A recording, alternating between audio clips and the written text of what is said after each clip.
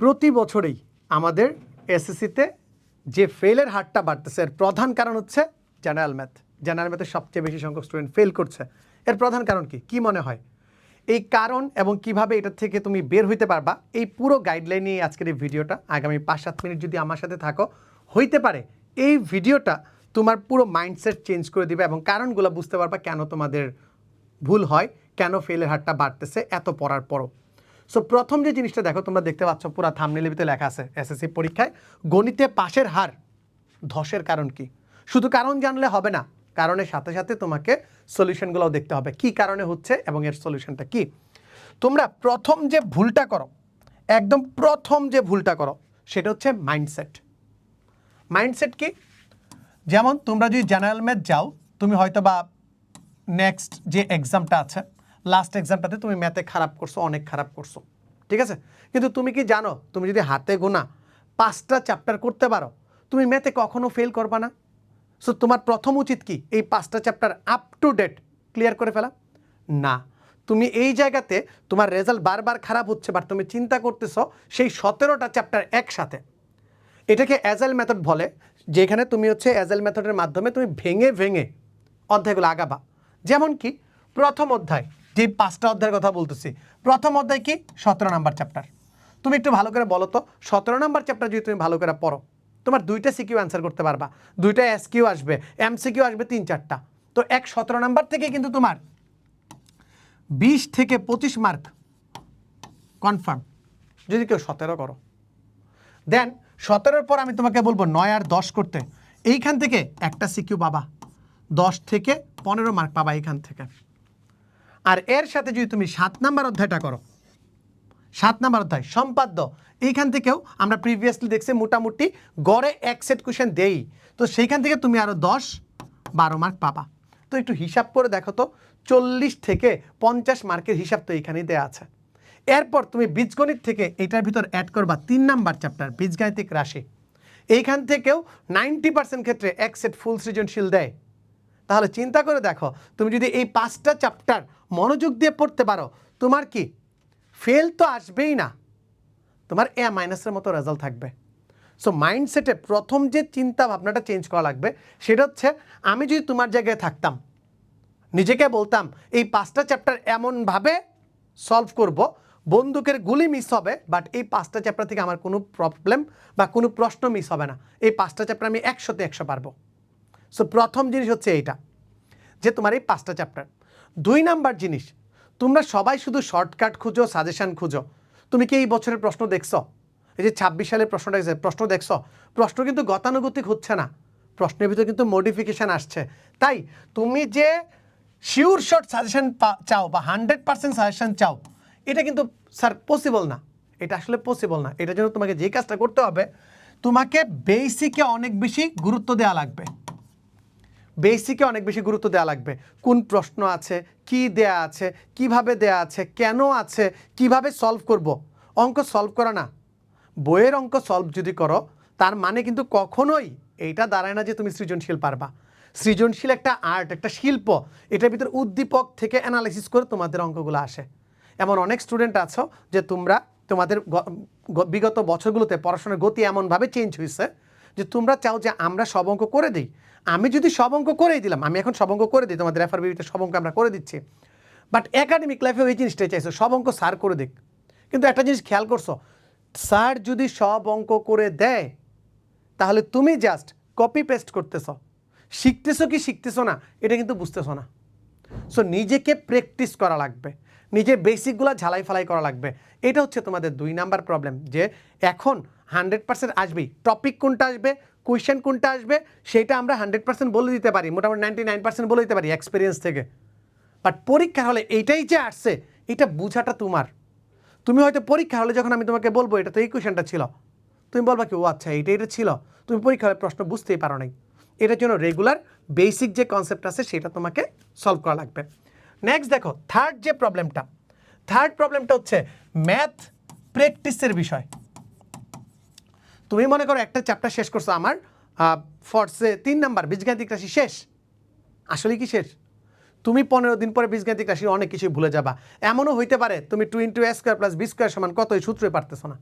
Most of the student ভুল করে যে A plus B whole square plus A minus B whole square এইটা সমান কত, আর A plus B whole square minus A minus B whole square এইটা সমান কত, এই দুটো সূত্রের ভিতরে রেগুলার বেসিসে ভুল করে। এটা কি সে পারে না এটার জন্য? না, সে প্র্যাকটিস করে নাই, সে ভাবছে তার এটা হয়ে গেছে, কিন্তু তার আসলে এটা হয় নাই। রেগুলার যখন প্র্যাকটিসের ভিতর থাকবা তখন এই প্রবলেমগুলো আসবে না, যে এটা 2 ইন্টু এ স্কোয়ার প্লাস বি স্কোয়ার, আর এটা কি 4ab। বুঝাইতে পারছি? ঝামেলাটা বুঝাইতে পারছি তোমাকে? এই একটা কারণ যেটার জন্য তুমি আসলে পারো না, তোমার আসলে হয় না। সো তোমার এখন সলিউশন কি? তোমার daily boss, daily minimum 1 hour math practice করা দরকার।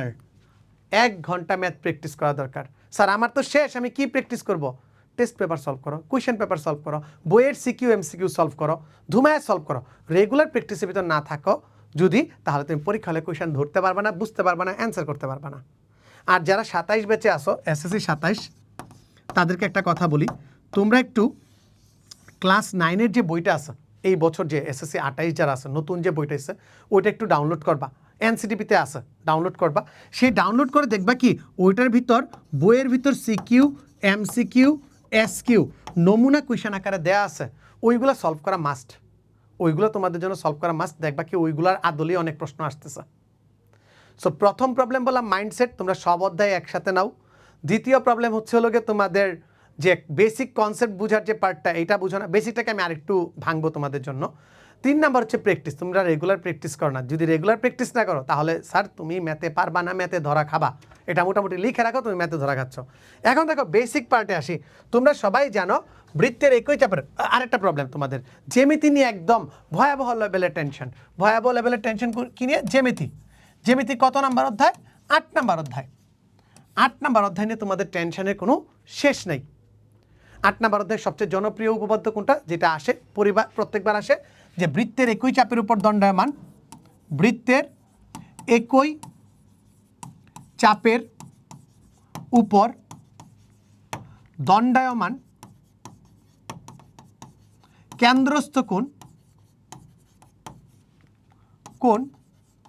বৃত্তস্থ কোণের দ্বিগুণ। বৃত্তস্থ কোণের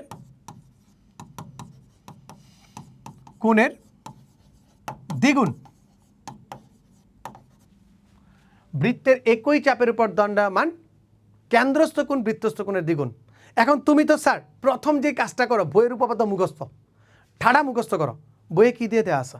ABCD দিয়ে দেওয়া আছে। বইয়ে ABCD দিয়ে দেওয়া আছে। পরীক্ষাতে টেস্ট পেপার বা কোয়েশ্চেন পেপার খুলে দেখবা LMN OPQ XYZ PQR এইগুলো দিয়ে আসতেছে। তুমি আসলে ওই জায়গায় গিয়ে পারো না, ধরা খেয়ে যাও। এখন তোমাকে প্রথম প্রশ্ন, যে বেসিক কি কাকে বলে বুঝাই একটু দেখো। তোমাকে যদি বলি এই কোয়েশ্চেনটা অ্যান্সার করতে তোমার কি কি জানা থাকা লাগবে, যে একই চাপ জিনিসটা কি, তুমি কি নিজেকে জিজ্ঞাসা করবে একই চাপ বুঝো কিনা। দেন হচ্ছে কেন্দ্রস্থ কোণ কোনটা, বৃত্তস্থ কোণ কোনটা, এই 3টা জিনিস তোমাকে মাস্ট জান থাকা লাগবে, যে একই চাপের উপর কেন্দ্রস্থ কোণ বৃত্তস্থ কোণ কোনগুলা, এই কনসেপ্টগুলো তোমাকে বুঝতে হবে। 2 নাম্বার পার্টে আমি যখন এটা উপপাদ্য পড়তাম, আমি কি মনে রাখতাম জানো, যে একটা চিত্র আঁকবো, তোমাকে একদম স্টেপগুলা বলে দিই কিভাবে মনে রাখলে ইজিলি মনে রাখতে পারবা। এই একটা বৃত্ত, এই হচ্ছে PQ চাপের উপর, এইটা হচ্ছে আমার কেন্দ্রস্থ বৃত্তস্থ কোণ, এটা হচ্ছে আমার বৃত্তস্থ কোণ। PQ তো দিয়েছে, এটা R দিই, এটা হচ্ছে আমার বৃত্তস্থ কোণ, এইটা হচ্ছে আমার O, এই O দিয়ে এটা হচ্ছে আমার কেন্দ্রস্থ কোণ। তো আমাকে প্রমাণ করতে হবে কি, প্রথমবার আমি যখন লিখতাম প্রমাণ করতে হবে যে POQ ইকুয়ালস টু 2PRQ, যে উপপাদ্যতে তোমরা প্রবলেম ফেস করো, এটা তোমাকে প্রমাণ করতে হবে। আমি যেটা মনে রাখতাম, যে আমার কাছে এইখানে একটা ত্রিভুজ আছে, এইটাকে লাইক আমি S পর্যন্ত বাড়াইলাম। তো ধাপ 1-এ গিয়ে কী করব, স্টেপ ওয়ান ত্রিভুজ থেকে বহিস্থ ও অন্তস্থ কোণের কন্ডিশনটা অ্যাপ্লাই করব। বহিস্থ অন্তস্থ কোণের কন্ডিশনটা কি? প্রথম আমি এবার মনে রাখতাম, প্রথমে একটা ত্রিভুজ নিব, এই যে আমার পি আর ও একটা ত্রিভুজ, এর বহিস্থ কোণ কোনটা? POS, আর অন্তস্থ কোণ কোনটা? এইটা একটা অন্তস্থ কোণ, এটা একটা অন্তস্থ কোণ। বহিস্থ কোণ এই দুইটার যোগফলের সমান। প্রথমবার মনে রাখবো, একটা বহিস্থ কোণ নিব, ত্রিভুজের ভিতরে যে দুইটা অন্তস্থ কোণ আছে এই দুইটা অন্তস্থ কোণের সমান হবে। 2 নাম্বার স্টেপে গিয়ে কি দেখাবো? এইটা আর এইটা সমান, এই দুইটা কোণ সমান। কারণ কি? এইটা আর এইটা সমান, সমান সমান বাহু ভূমির সাথে সমান কোণ উৎপন্ন করে, এইটা মনে রাখবো। 3 নাম্বারে গিয়ে আমরা কি পাওয়া যাব? আমরা যদি একদম ডিরেক্ট লিখি যে POS ইকুয়ালস টু এই উপরেরটা নিব 2 PRO, এটা লিখে ফেললাম। দেন একইভাবে ডান পাশের কেসটাও দেখাবো, কি? QOS equals to 2 QRO। আমি যদি এখন এই দুইটাকে যোগ করি, তাহলে আমার উত্তর হয়ে যাবে। এখন তোমরা আমার কাছে কি চাও? তোমরা আমার কাছে চাও যে A to Z দেয়া আছে, বিশেষ নির্বাচন, অঙ্কন, এগুলো লিখে দেন। বাট বিশ্বাস করো স্যার, তুমি যদি এই উপপাদ্যটা পড়তে চাও, জাস্ট এতটুকু মনে রাখাই যথেষ্ট, বাকিটা তুমি পরীক্ষা হলে পারবা। সো এই কনসেপ্টটা আমরা ভুল করি। সো তোমাকে যদি আমি উত্তরণের পদ দিই, 8 নাম্বার চ্যাপ্টার 7 নাম্বার চ্যাপ্টার করার পরে ধরবা। যখন এই 5টা চ্যাপ্টারে তুমি প্রো হয়ে যাবা, তখন তুমি বাকি চ্যাপ্টারগুলোতে যাবা, মনে রেখো। সো ঝামেলা কি? ঝামেলা হচ্ছে আমরা সব কিছুই পারি, আমাদের মাইন্ডসেটের প্রবলেম যে আমাদের 17টা চ্যাপ্টারই পড়া লাগবে। 17টা চ্যাপ্টারই কি ইম্পর্টেন্ট? উত্তর হচ্ছে না। আগে ইম্পর্টেন্ট চ্যাপ্টারগুলো পড়ো, তারপর ধাপে ধাপে যাও। আমি ফেল করতেছি, প্রি টেস্টে ফেল করছি, এর আগের পরীক্ষাতে ফেল করছি, এইবারের টার্গেট হচ্ছে আমাকে A- পাইতে হবে, এবং এই 5টা চ্যাপ্টার যদি খুব ভালোভাবে করি আমি A- পাবো। 2 নাম্বার হচ্ছে হলো গিয়ে বেসিক ক্লিয়ার করো, রেগুলার তোমার বেসিক যেটা আছে, যেমন বললাম কি দণ্ডায়মান কোণ কি, বৃত্তস্থ কোণ কি, কেন্দ্রস্থ কোণ কি, ম্যাথ করার জন্য যে পার্টগুলো লাগে সেটা হচ্ছে কি বেসিক। লাস্টে দেখো, এই যে তোমার প্র্যাকটিসের পরে এই যে পার্টটা আছে, রেগুলার প্র্যাকটিস করা। তুমি যদি প্র্যাকটিস না করো ম্যাথ ভুলে যাবা। প্র্যাকটিস কিন্তু আবার পড়া না, তোমাদের ভিতরে অনেকে আছে অঙ্ক পড়ো, অঙ্ক পড়া যাবে না, অঙ্ক করতে হবে, খাতায় লিখে লিখে ক্যালকুলেশন প্র্যাকটিস করতে হবে, আদারওয়াইজ তুমি পারবা না। অ্যান্ড লাস্টলি তোমার হচ্ছে অ্যাপ্লিকেশনের পার্ট, জ্যামিতির যে টেনশনটা। চিন্তা করো, তুমি যে জ্যামিতি এক সেট পুরোটা নাও অ্যান্সার করো, এক সেট মনে করো তুমি অ্যান্সারই করলে না, তারপর তুমি A গ্রেড পাইতে পারো। বাট তুমি যদি জ্যামিতির টেনশনে তুমি যদি ফেল করো, এটা কি দরকার আছে? দরকার নেই। সো এই 5টা চ্যাপ্টার ক্লিয়ার করে বসে এদিকে আসো, আশা করি তোমার একটা খুব ভালো জার্নি হবে, তোমার প্রিপারেশনটা ভালো হবে। সবার জন্য অনেক অনেক শুভকামনা রইল। এইরকম যদি এই যে প্রসেসটা দেখালাম, এই প্রসেসটা আমরা কোথায় অ্যাপ্লাই করতেছি জানো? এই প্রসেসটা আমরা অ্যাপ্লাই করতেছি আমাদের FRPBর যে কোর্স আছে, আমাদের ইউটিউব চ্যানেল। তুমি যদি কোর্সে যাও, এই কোর্সে ভর্তি হলে তোমার আর এইগুলো নিয়ে টেনশন করা লাগবে না। পরীক্ষা থেকে শুরু করে, বেসিক থেকে শুরু করে প্র্যাকটিস পর্যন্ত সব আমরা করাই দিব, ঠিক আছে? সো তুমি ঠান্ডা মাথায় প্রিপারেশন নাও, দেখা হবে বিজয়ে, তোমার সাফল্য আসবেই। জাস্ট তুমি এবার কিন্তু সায়েন্সের সাথে আর্টস কমার্সেরও আমরা অ্যাড করে দিচ্ছি, আর্টস কমার্সের গ্রুপ সাবজেক্ট সহ। সো এই জিনিসগুলো তোমাদের আর কখনো মিস হবে না।